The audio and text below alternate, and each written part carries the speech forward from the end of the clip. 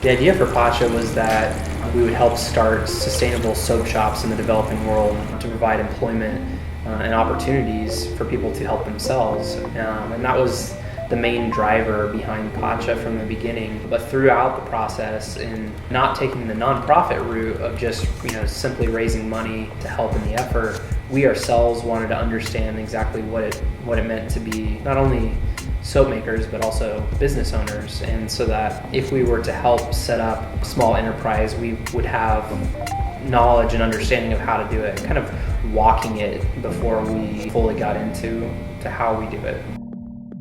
I initially thought of tea as a company that would be a really good company to start. Loose leaf tea that could be harvested from the mountains of Peru. My next thought, once I thought of tea, was, well, then there's FDA regulations probably. There's something to do with importing of something that you consume. I knew at the time would be somewhat hard to do. So my next thought was, well, these same herbs and these same plants they smell amazing. What if they could be used in a soap? That was my next thought then, is, well, what about a soap company that could utilize ingredients from around the area?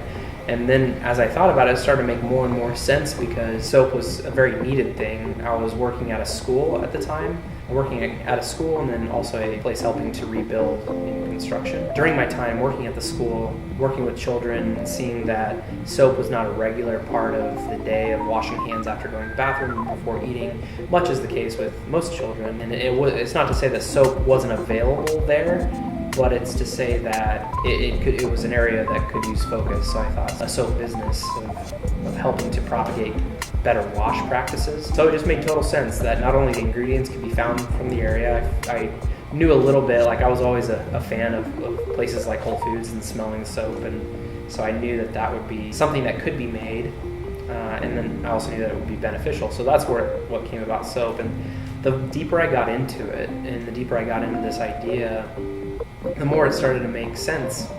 And it's true, if you look at like the developing world, most of the world's poverty lies right around the equator. That's also where most of the world's ingredients for soap making come from. If you're thinking about a business that could truly help change the world in a very easy, quick, effective way, soap making makes really the most sense to me as a business that could do that.